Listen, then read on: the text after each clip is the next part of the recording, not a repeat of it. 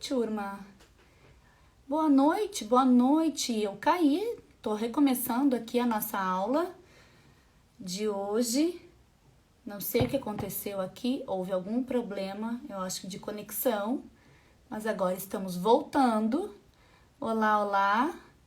Caiu a outra live, espero que não se repita, né? Opa, voltamos.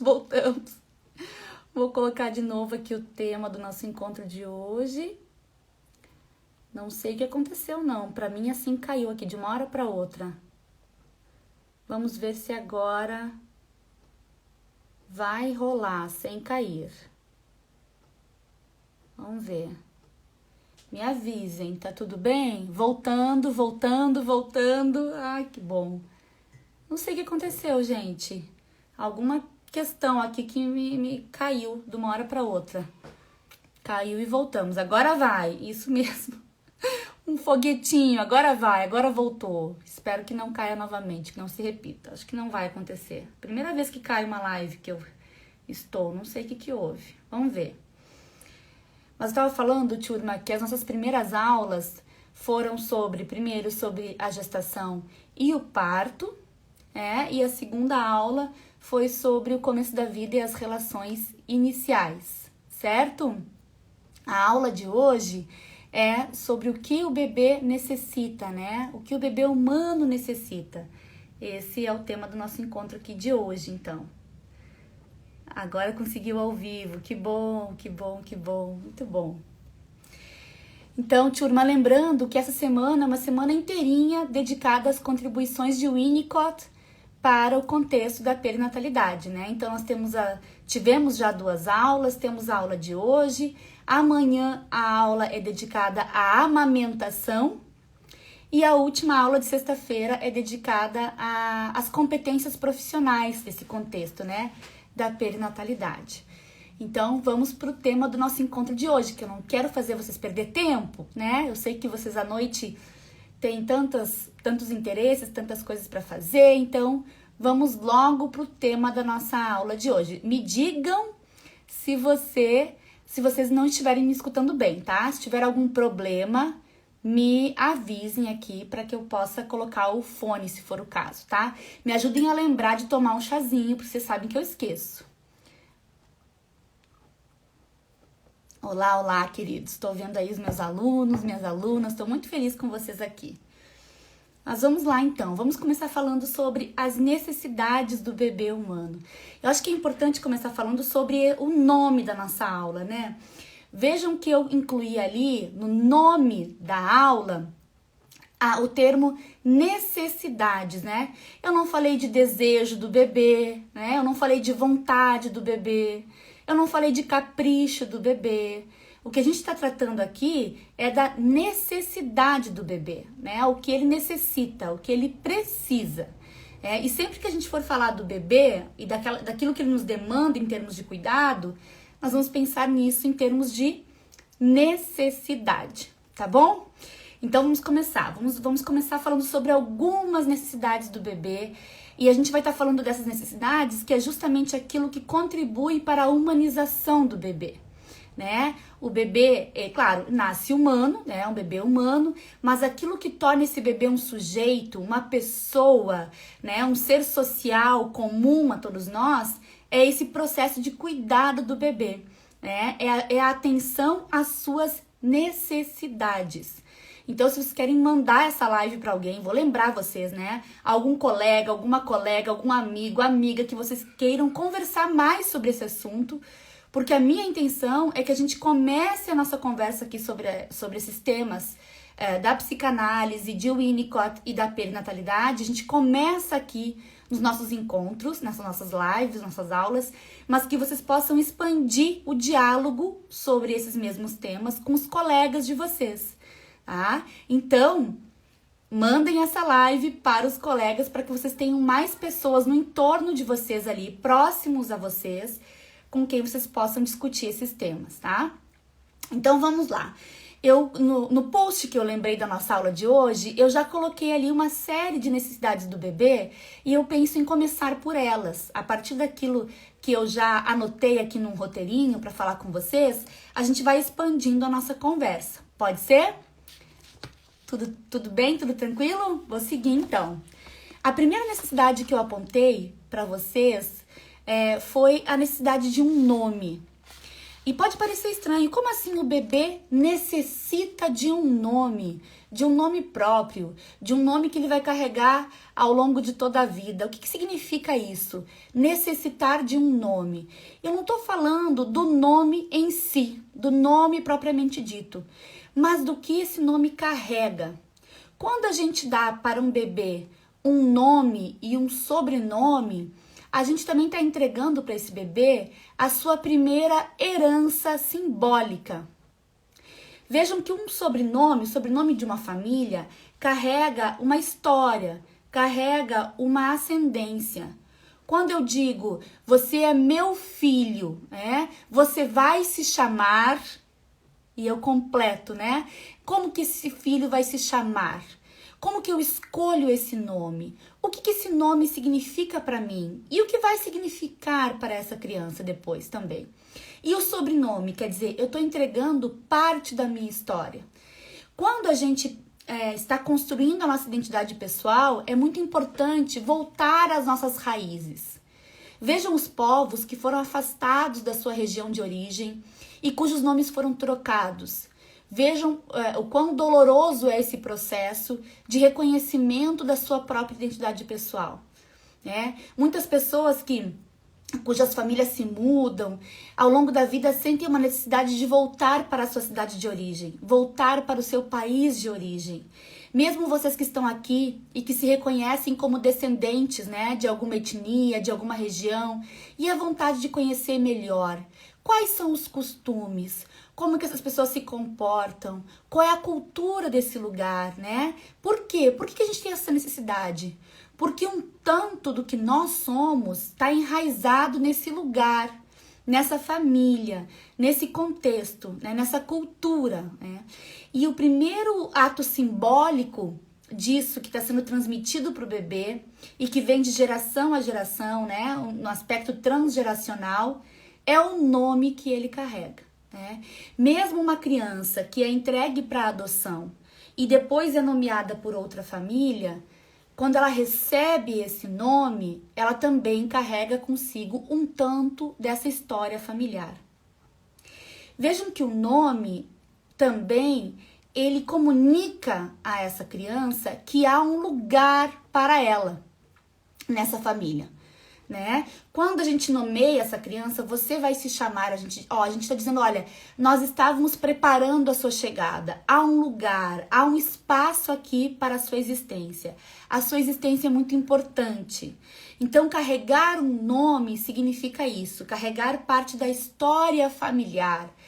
Significa ter um lugar nessa família, Significa também que os pais estão fazendo uma aposta nessa criança. Eu aposto em você, meu filho, você vai se chamar, É importante que essa aposta seja feita.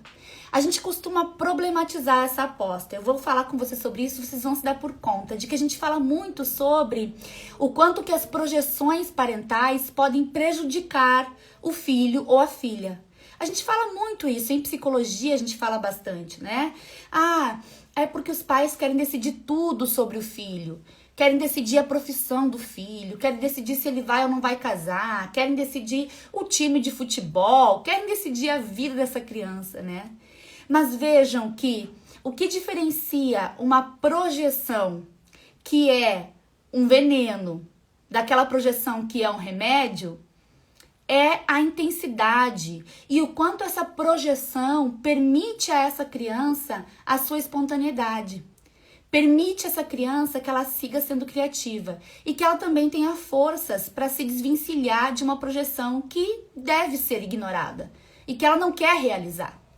Mas vejam, é importante que os pais façam apostas sobre os filhos.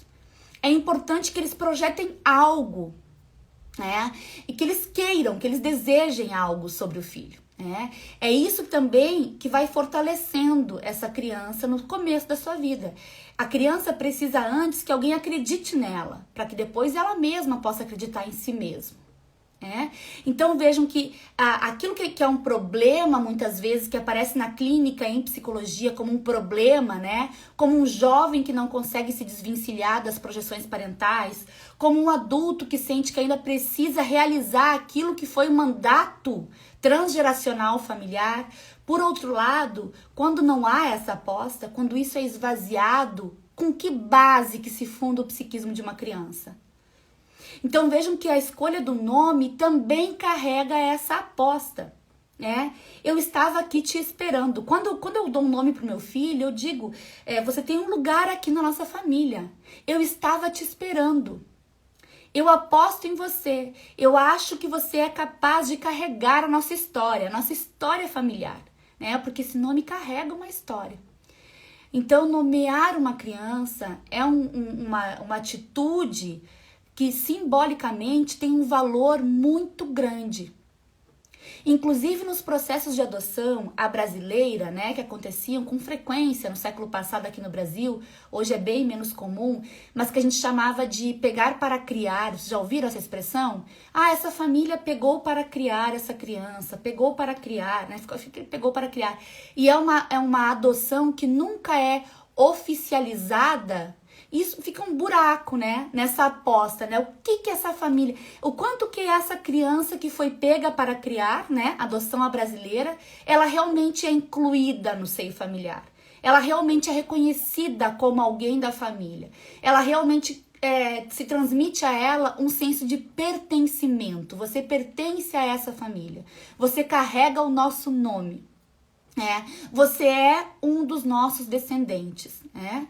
Então, assim, muitas vezes na clínica aparece algum obstáculo quanto a isso, né? Quando a criança não carrega esse nome da família, isso pode trazer alguns prejuízos para ela também, por uma sensação de que ela não pertence a esse grupo realmente.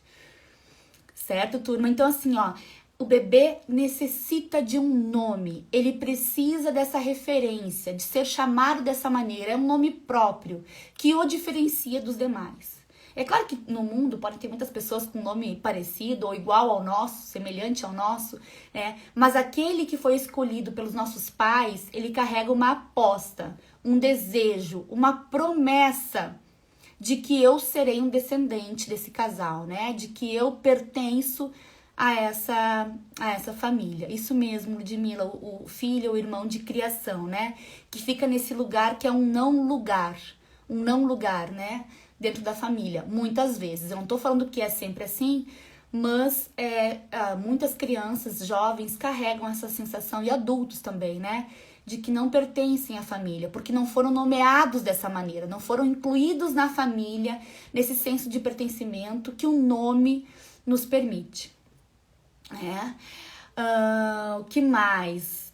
Bom, aí eu também falei sobre esse lugar na família. Acho que eu já fui antecipando, né? Que o bebê precisa de um lugar na família. Mas esse lugar na família, ele também...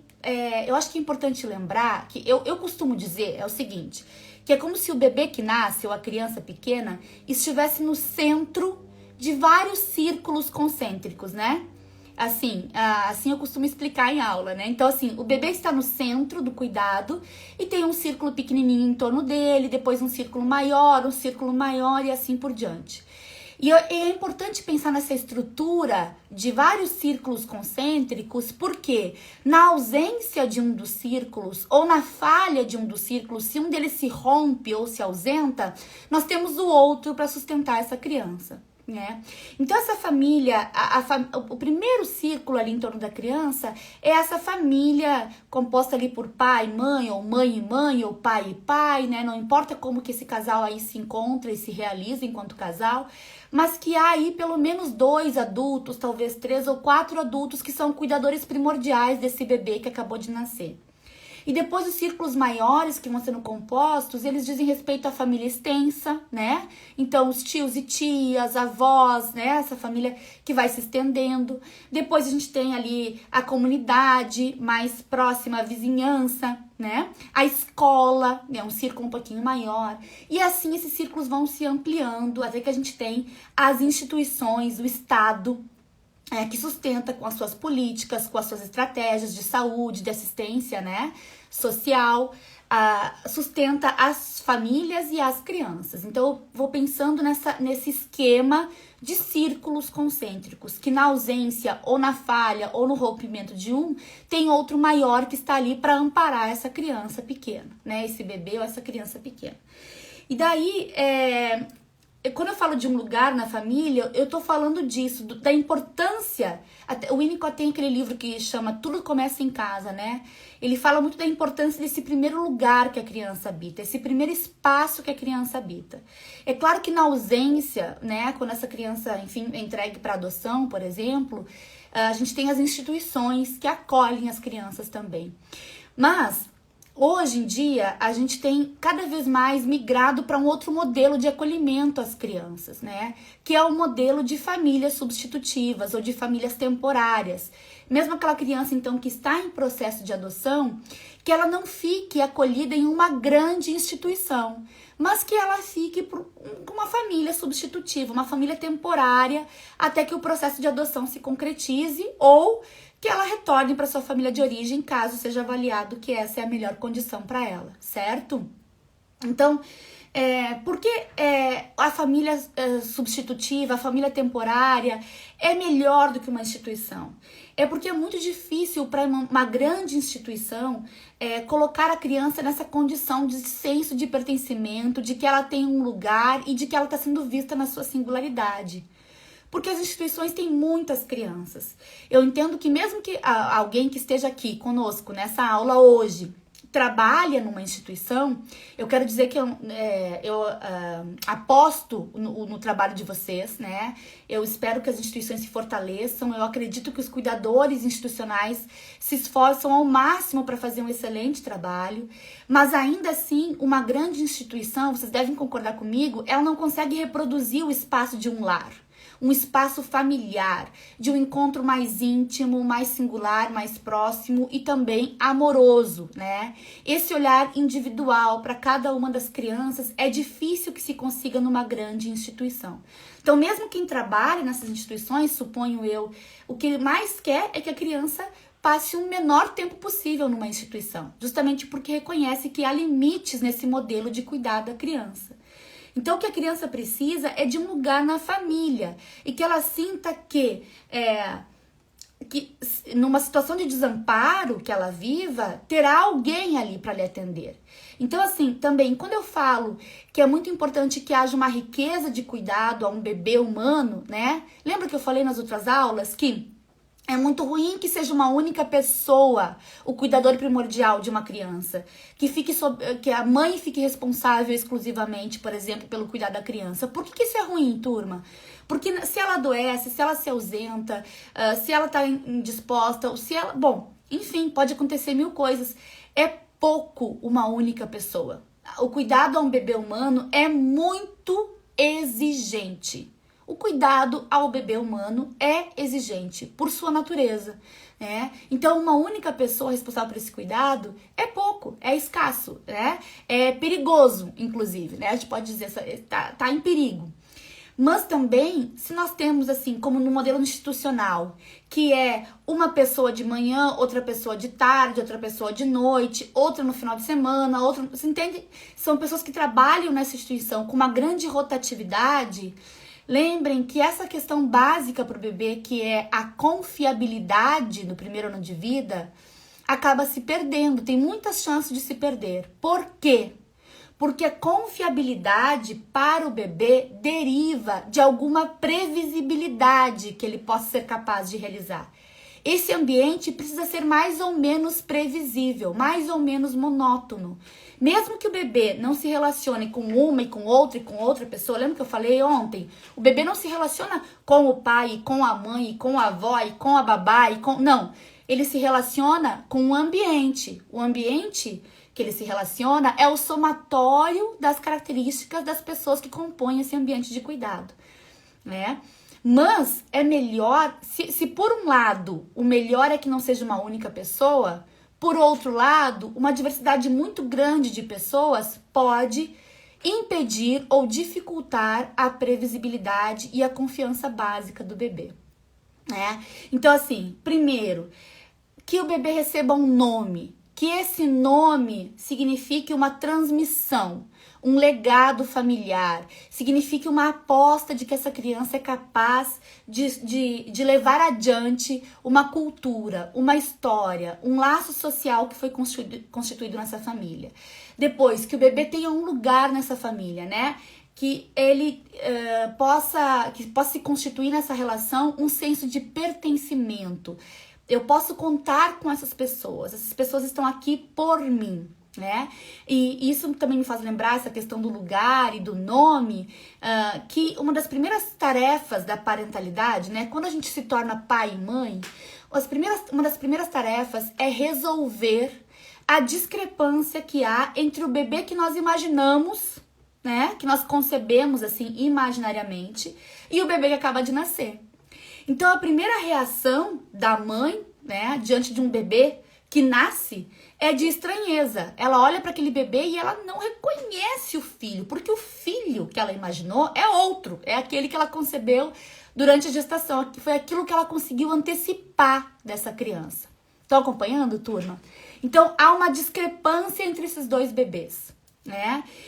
Essa resolução dessa discrepância, quer dizer, que bebê é esse, né? Começo a estranhar, mas não é bem como eu imaginava. Não é consciente, viu? Isso é inconsciente. A gente olha pro bebê, que estranho. Sabe o que o meu primeiro filho escutou de mim? A primeira coisa que o meu primeiro filho escutou da boca da sua própria mãe foi assim: filho, que bocão é esse? Eu estranhei tanto o Miguel quando ele nasceu, que a primeira coisa que eu disse pra ele é: filho, que boca é essa, filho? Que boca é essa? Que bocão é esse? Eu achei a boca dele muito grande.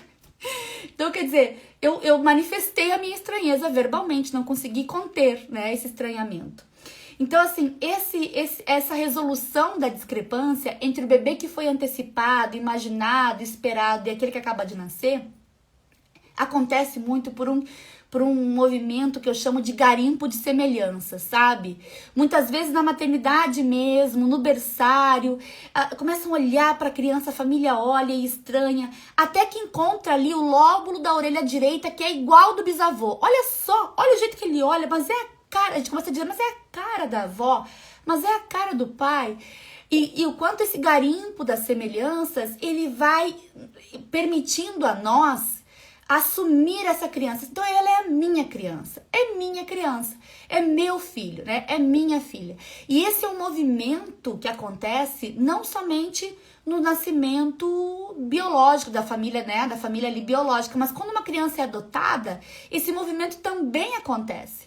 Acontece um pouco mais espaçado, né? Um pouco mais elástico, mas a gente vai procurando naquela criança, né? Que corre pela casa, que anda pra lá. Olha o jeito que ela faz, olha a pose, olha o olhar, como ela tá se tornando parecida conosco, né? E como esse garimpo de semelhanças, né? Vai nos deixando mais confortáveis na posição de reconhecer esse processo de filiação. Então é meu filho. É importante que a gente olhe para o nosso filho e reconheça nele algumas características que são nossas, né? E isso contribui para esse senso de pertencimento, né? Então é muito importante, tanto para os pais quanto para o bebê. Isso tudo que eu falo, turma, não é importante só para o bebê, não é uma necessidade exclusiva do bebê, mas também é importante para quem está se tornando pai e mãe. Vejam que uma das coisas mais importantes no processo de parentalização é que eu sinta que eu sou uma boa mãe para essa criança. Então, quando eu cuido satisfatoriamente dessa criança e eu sinto que eu sou uma boa mãe, né, eu contribuo tanto para o bom desenvolvimento da criança quanto para a minha experiência pessoal como mãe, né? Então, essa relação também de parentalização e filiação, ela é uma via de mão dupla. Eu contribuo com aquilo que eu sei fazer como mãe, com aquilo que eu vou aprendendo, com aquilo que eu vou aprendendo na relação com o meu filho. E o meu filho também contribui com a pessoa que ele é, com o temperamento que ele tem. E daí a gente vai para uma próxima necessidade, que é o reconhecimento quanto à sua condição. O bebê, ele precisa ser reconhecido como pessoa desde o princípio.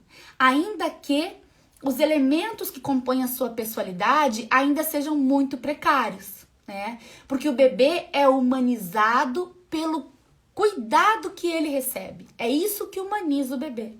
Então, tem até alguns teóricos que dizem assim, o bebê nasce como se fosse um pedacinho de bife.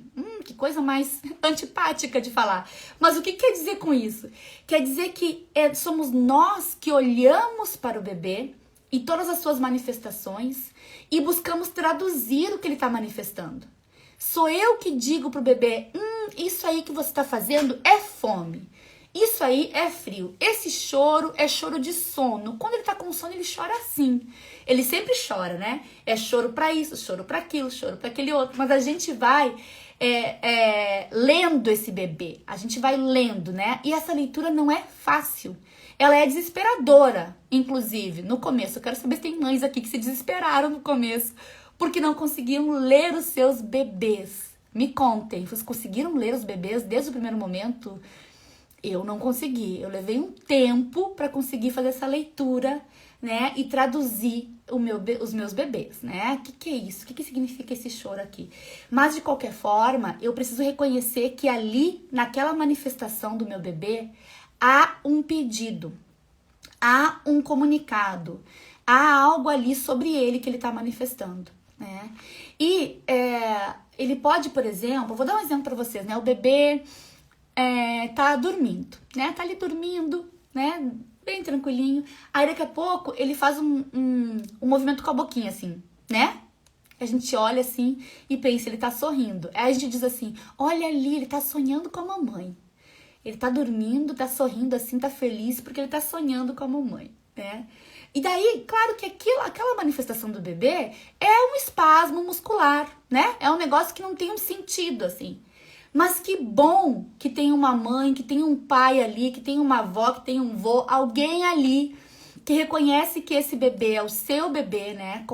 Faz parte da sua família e que aquele espasmo muscular é um sorriso que tá significando amor, né? Ele ama a mamãe, ele tá sonhando com a mamãe e ele tá feliz. Então vejam que a gente vai atribuindo façanhas ao bebê, sentimentos, desejos ao bebê que na verdade não existem nele. Ainda não estão presentes nele. É a gente que faz essa atribuição. E é a gente atribuir isso ao bebê, antes mesmo que ele esteja sentindo, desejando e vivendo, que chama ele para a vida, que convoca ele para a vida. Quando eu digo, esse choro é fome, vem aqui, vamos pra teta, vamos tomar uma madeira, né? Esse chorinho, ele tá cansado, ele tá muito cansado, vem aqui que a mamãe vai te embalar. Eu vou traduzindo, eu vou dando sentido para essa manifestação do bebê. E daí, com o tempo, ele vai se apropriando. Mas vejam que todo esse processo de eu traduzir o bebê e dar sentido para aquilo que ele faz... Ai, tem um bebê mamando agora mesmo, que bom. Eu dou sentido para aquilo que ele faz, significa que eu estou reconhecendo que ali há uma pessoa. Eu estou reconhecendo esse bebê como um semelhante, como alguém que tem algo a comunicar, como alguém que quer interagir comigo, como alguém que quer estar comigo em relação.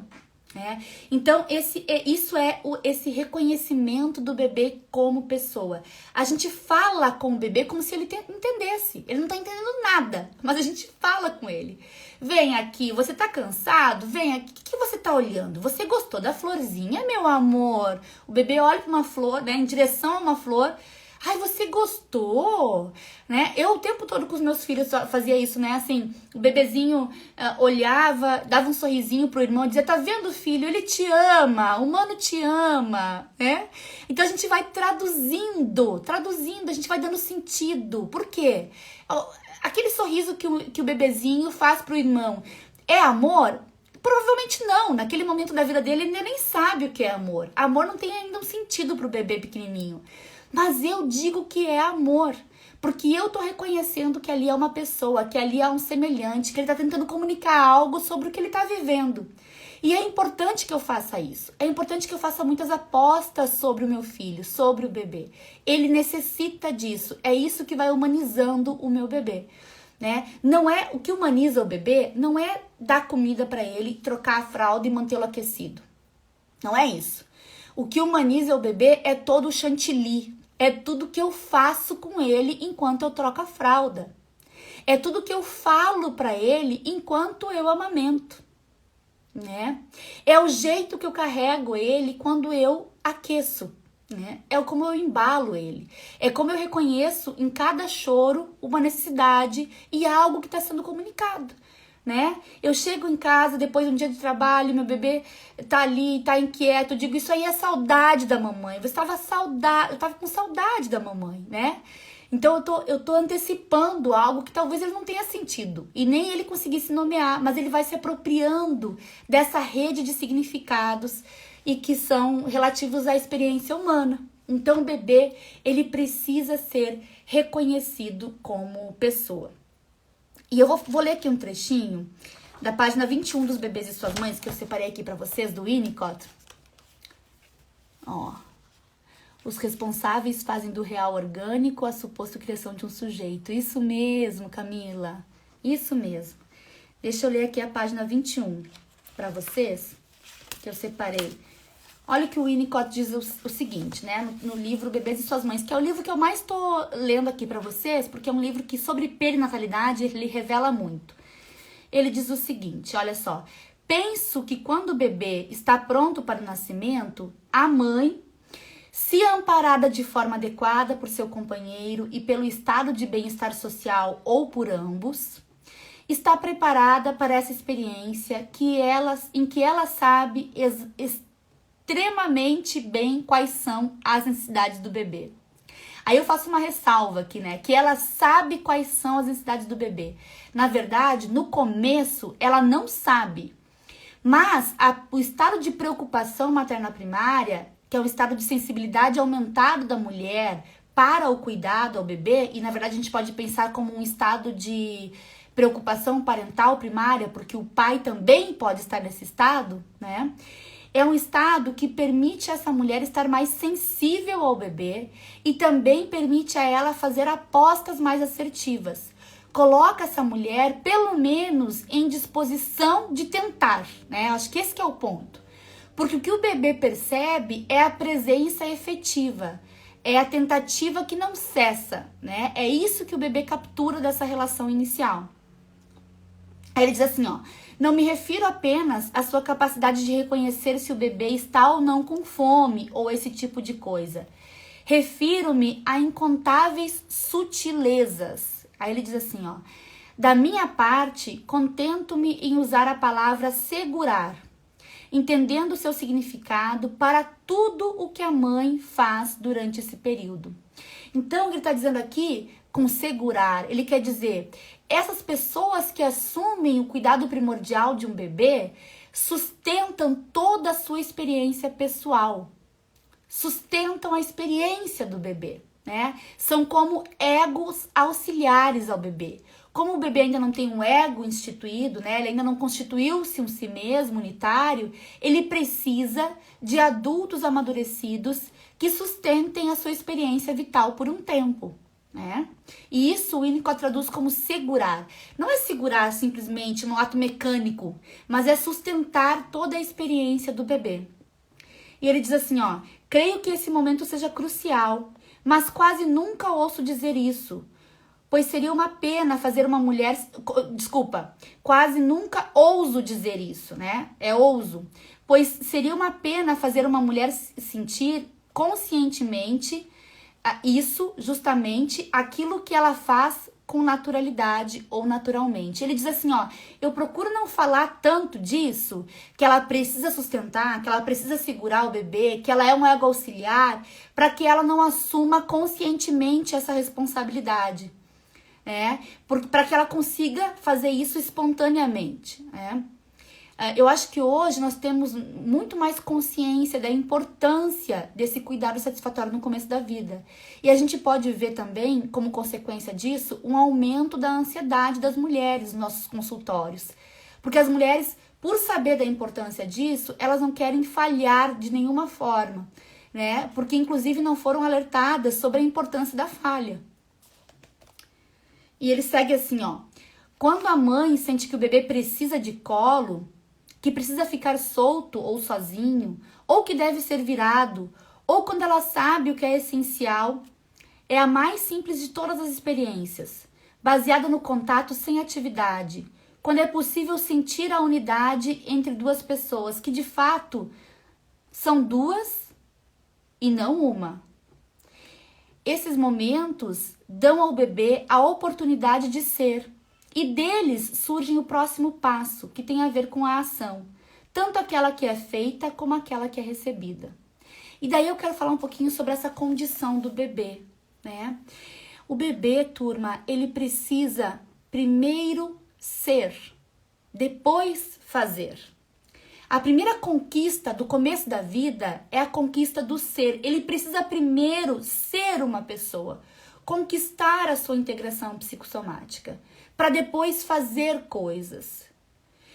Isso me faz pensar e lembrar, né, de uma situação que tem sido bastante recorrente hoje, no século XXI. Por exemplo, que é deixar o bebê muito desamparado, chorando, como que apostando que ele irá parar de chorar sozinho, que ele vai se acostumar a dormir sozinho, esse tipo de coisa.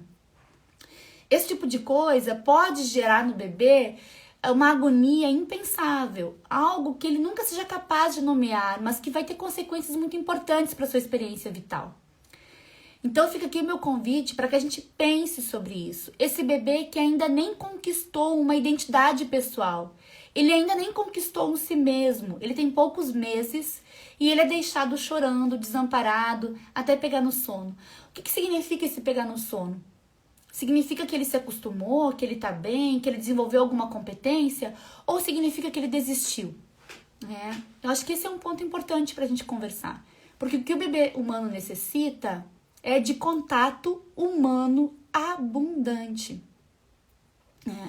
E ele necessita ser reconhecido como pessoa. Isso significa que eu vou escutar o choro do bebê e eu vou reconhecer que ali há a manifestação de algo que ele necessita. Não é um capricho do bebê, esse choro. Então, entrando nesse ponto do contato humano abundante, eu quero falar sobre o uso das telas, que foi alguém que me pediu numa aula anterior. O uso das telas por bebês muito pequenos, né? Quando a gente coloca uma tela diante de um bebê, que pode ser um celular, uma televisão, um iPad, qualquer tela diante do bebê, a gente pode ter uma sensação de que ele está aprendendo coisas, né? Porque afinal de contas pode ser um desenho animado ali, ou pode ter uma pessoa na tela. Mas o que eu quero dizer para vocês é que quando o bebê está diante de uma tela, ele está em contato com uma máquina, ele está em contato com um equipamento.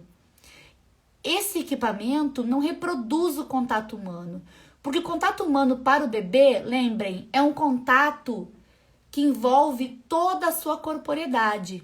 Quando o bebê está em contato com outro humano, o que ele captura é o clima afetivo, é o ritmo da voz, é a intensidade com que ele é segurado. É a frequência dos batimentos cardíacos, vocês entendem? É isso, é o hálito, é o cheiro, é o calor. Quanto mais novo o bebê mais o que ele captura desse encontro com outro humano são toda a sua corporeidade que está em jogo. E uma tela não tem cheiro, não tem ritmo, não tem intensidade, não pega no colo o bebê, né? Por mais que haja uma outra pessoa do outro lado da tela, né? Vocês entendem que não é um contato humano. Então, assim, bebês, a gente considera o que é um bebê? Um bebê até os 3 anos de idade é um bebê, né? Então, assim, até os 3 anos de idade, o melhor é que o contato desse bebê com as telas seja mínimo possível, né? Especialmente porque quando ele está em contato com uma tela, essa tela está substituindo o contato humano, né? E a qualidade é muito diferente da interação do bebê com uma pessoa humana e com uma tela, né? Na medida em que a criança vai crescendo, a gente pode, claro, ampliar o seu contato com as telas, né? O prejuízo vai ser menor se houver prejuízo, mas vejam que uma criança depois dos 3 anos, ela tem muito mais recursos, ela já tem um desenvolvimento cognitivo, mental, uma organização que permite, inclusive, ela diferenciar o que é uma brincadeira, o que é uma atividade que envolve o seu corpo e o que é uma atividade mais paradinha, intelectual, uma interação com o equipamento. Tá? Então a gente precisa sempre pensar o que essa tela está substituindo. E um bebezinho com meses, gente, não tem benefício nenhum. Nenhum. Eu quero dizer para vocês que eu escuto assim, de pais e mães, mas ele tá aprendendo a musiquinha, mas ele não tira o olho da tela, ele gosta. Gente, esse bebê, possivelmente, que está diante de uma tela que produz som e luz e cores, ele está sendo hiperestimulado. Ele fica com o olhinho bem aberto e não tira o olho dali, é porque ele está sendo super ativado pela tela, hiperestimulado. Talvez seja um bebê que tenha até mais dificuldade para descansar, para relaxar, porque ele foi hiperestimulado, né? O nosso olho não foi feito para tão precocemente entrar em contato com esse equipamento e com os seus estímulos, né? Então vamos cuidar quanto a isso, né? E daí eu separei mais um trechinho aqui para ler para vocês, que eu achei muito interessante, pra gente falar, antes de terminar ainda, rapidamente, sobre a ilusão de onipotência, tá? Porque essa é a base da criatividade humana e o bebê necessita de um espaço para que ele possa criar. Vamos falar sobre isso aqui rapidinho. O livro é Tudo Começa em Casa, na página 129, o Winnicott diz o seguinte, entrando aí nessa questão do brincar e da transicionalidade, tá? Ele diz o seguinte: essa fase que eu escolhi para discutir e em relação à qual às vezes me refiro utilizando a expressão fenômenos transicionais, é importante no desenvolvimento de cada criança. Um ambiente medianamente aceitável pressupõe tempo, de tal modo que a criança seja ajudada por alguém que se adapte de forma extremamente sensível, enquanto a criança está no processo de adquirir a capacidade de usar a fantasia, de apelar para a realidade interna e para o sonho e de manipular brinquedos. Então, ele está dizendo assim, ó, no começo, essa adaptação precisa ser muito sensível, né? O ambiente precisa adaptar-se... Ai, toma água, toma chá, é mesmo, peraí. Alguns comentários eu não consigo ver, mas quando vocês mandam tomar chá e tomar água, eu... Ainda bem, foi ótima lembrança. Obrigada, meninas. No começo, então, o bebê precisa de um ambiente altamente adaptado a ele, né? Então, vejam, hoje a gente fala muito assim, por exemplo, livre demanda, né? Amamentação em livre demanda. A gente fala de carregar o bebê no sling, né? Ou deixá-lo bem pertinho, de pegar no colo sem fazer, como é que diz? Economia de colo, não economizar no colo, né? Bastante contato. Hoje a gente fala muito disso. Mas na época que o Winnicott escreveu, né? A gente está falando aí década de 40, 50, 60, que também foi, ele é contemporâneo de Bowlby, antes eu vi que alguém citou o Bowlby, havia-se uma ideia de que os bebês não deveriam ser mimados. E essa ideia, ela perdura até hoje, né? Tem uma corrente ainda que sugere que os bebês não possam ser mimados, que eles são muito mimados, se forem pegos muito no colo, né? Ou se mamarem em livre demanda. Mas a verdade é que esse contato íntimo, pele a pele, abundante com o bebê, amamentação em livre demanda, se refere a isso que o Winnicott chamou de uma adaptação sensível e plena às necessidades do bebê. Lembra que eu falei ontem, na aula de segunda também, sobre apresentar o bebê ao mundo em pequenas doses, né? Apresentar o mundo ao bebê em pequenas doses, na verdade. Então a gente está falando assim, ó, o bebê ele não tem condições de entrar em contato com a realidade. A experiência do bebê é uma experiência de mundo subjetivo. Ele não entra em contato com a realidade. O contato do bebê com o ambiente, com a realidade, ele vai se ampliando gradativamente ao longo do primeiro ano de vida do bebê. Então a gente primeiro se adapta sensivelmente ao bebê. Ele necessita dessa adaptação. Ele não pode ser exigido para que ele se adapte a nós, né? E depois a gente vai apresentando um mundo em pequenas doses. A ideia de treinar pais e mães, e treinar mãe especialmente, para que ela amamente o bebê a cada 3 horas, gente, isso é uma coisa horrorosa para ela e para o bebê. Um bebezinho que acabou de nascer e recebia alimentos em abundância ali, com muita frequência na experiência intrauterina. Vocês lembram daquela concepção de continuidade de ser? De uma linha que continua da vida intrauterina para a vida fora do útero? Essa continuidade. Então, se o bebê nasceu e eu passo a amamentá-lo a cada 3 horas olhando para o relógio, isso é uma experiência muito artificial, muito distante daquela que ele vivia dentro do útero, né? E é angustiante para a mãe também. Então, a gente amamenta em livre demanda. o ritmo da casa, o ritmo da família vai sendo apresentado aos pouquinhos para o bebê. Aos pouquinhos, tá? Então, assim, ó, por que eu tô falando disso? Porque eu falei antes, o bebê, a experiência do bebê é de um mundo subjetivamente concebido, tá? Ele vive em um mundo subjetivo. E essa experiência inicial de conceber subjetivamente um mundo, o Winnicott chamou de ilusão de onipotência. Eu não vou explicar tão detalhadamente aqui na nossa aula, esse é um conceito que a gente trabalha bastante lá no curso, o Winnicott e perinatalidade, mas eu acho importante dizer para vocês que a ilusão de onipotência, na concepção winnicottiana, ela parte da existência de um ambiente de cuidado satisfatório para o bebê. Por quê? Porque a experiência de ilusão de onipotência é, em parte, criada pelo bebê, em parte, encontrada pelo bebê. A ilusão é um conceito winnicottiano que parte de algo que já existe. Vou dizer o seguinte, por exemplo, o bebê, quando ele mama, um bebezinho ali que tem, vamos pensar um bebê de 2 meses, mamando, né? Aquele seio que ele mama não é objeto interno e nem objeto externo para esse bebê. Ele ainda não encontra o seio como algo que é do ambiente, que é fora dele. Lembrem que ele está em processo de integração psicossomática, então esse bebê está misturado com o ambiente, não tem um dentro e um fora. Mas o que ele sente é um desconforto, que é traduzido pelo ambiente como fome, né? A mãe diz, é fome, e dela oferece o seio ao bebê. Do ponto de vista do bebê, aquele seio que foi ofertado pelo ambiente é algo que ele próprio criou, porque ele não consegue ter essa compreensão de que veio de fora. Por isso, ilusão de onipotência. A experiência do bebê é de como se ele tivesse criado aquele seio, né? É como se aquele seio, aquela provisão, aquilo que faz o seu desconforto ser amenizado, é algo que ele próprio criou. Onipotente. Ele é onipotente. O mundo está sob seu controle, né? E isso é uma ilusão, claro, nós sabemos.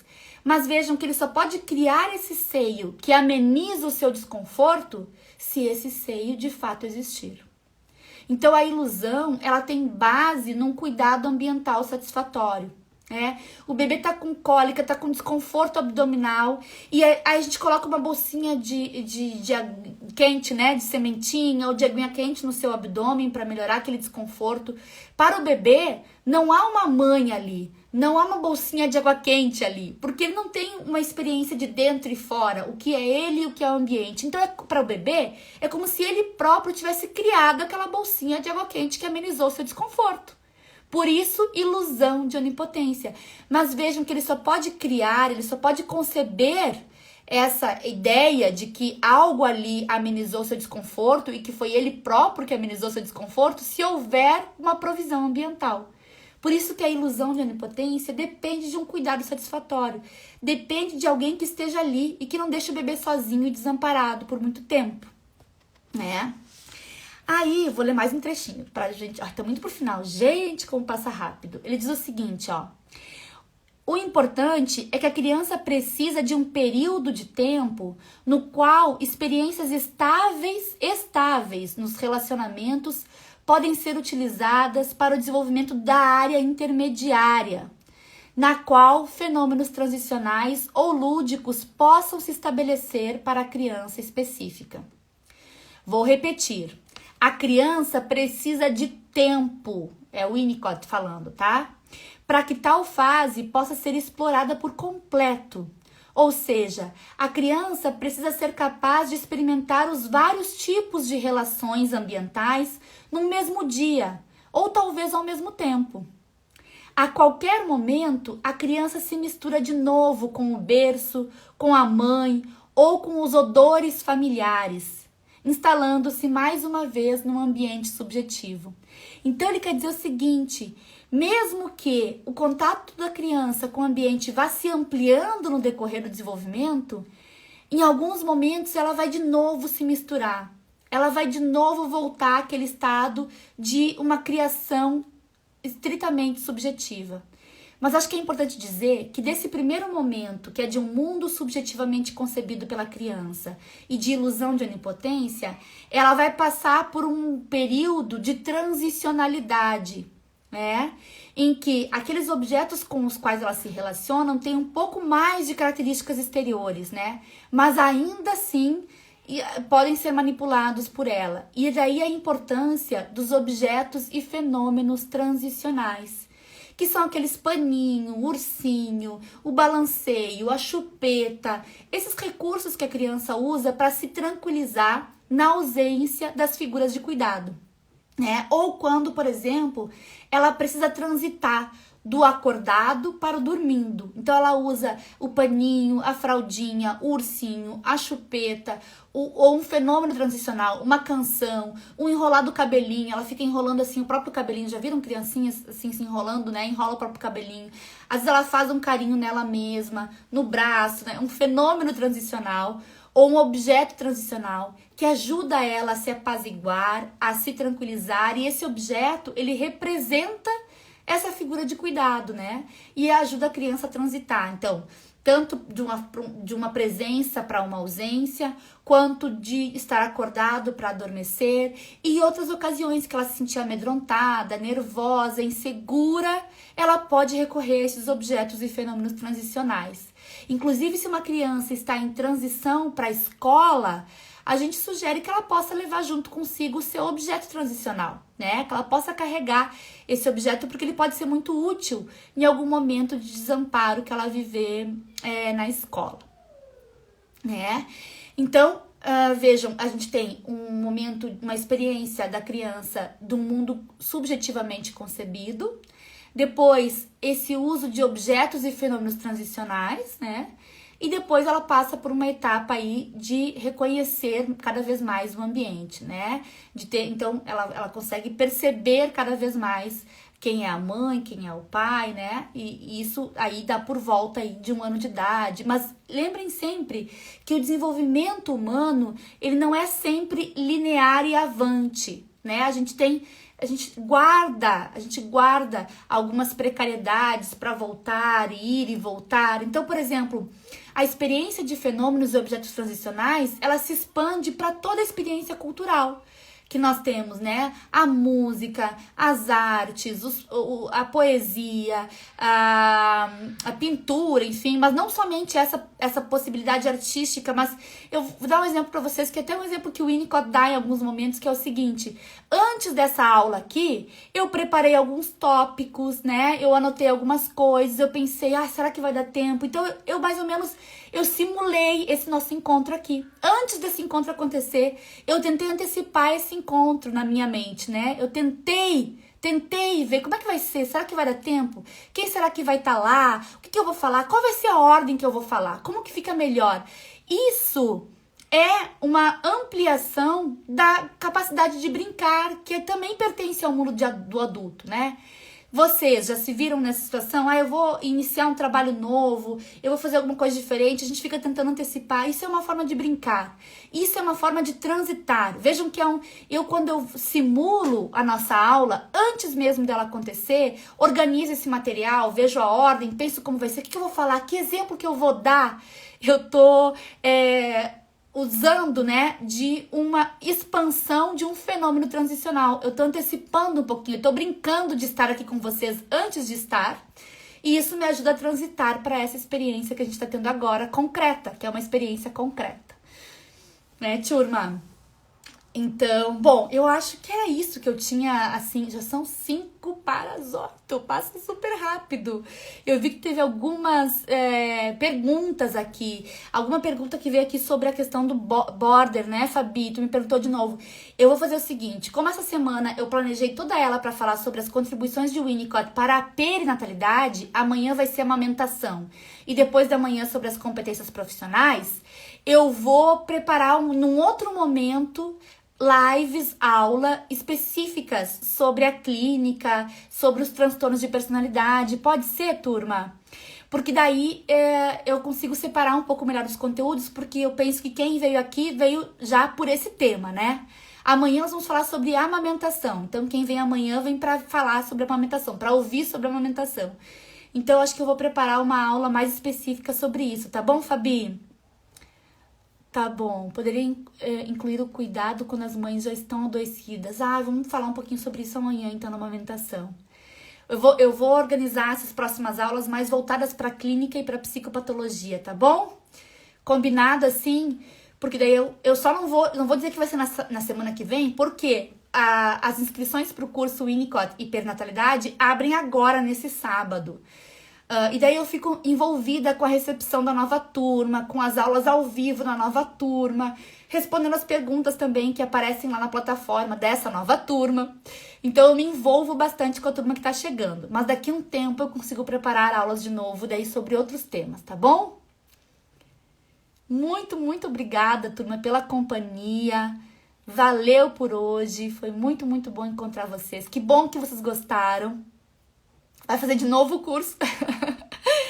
A Nicole já foi minha aluna. Que turma que foi, Nicole? Acho que foi a turma 3 da Nicole. Adriana, o curso é totalmente gravado, vitalício, viu? Você pode assistir quantas vezes quiser, quando quiser, faz ao seu tempo. A gente só tem marcadas as aulas ao vivo do curso. Essas são em dia e hora marcado, mas elas também ficam gravadas na plataforma depois para quem não puder assistir. Mas vale muito a pena estar também conosco nas aulas ao vivo, que é o nosso papo que a gente bate, assim como a gente faz aqui hoje, que é uma delícia. Muito bom. Que bom que vocês gostaram, turma. Fico muito, muito feliz. Eu vou tomar mais um chazinho aqui pra finalizar. Vou desejar uma boa noite pra vocês. Tudo de bom, viu? Muito obrigada pela companhia, pela confiança também aqui na nossa relação e no que a gente pode construir juntos e juntas, tá bom? Um grande beijo, então. Até amanhã. Venham amanhã pra gente falar sobre a amamentação, tá bom? Por favor, não me esqueçam amanhã. Amanhã a gente se encontra de novo às 19 horas. Um grande beijo. Até!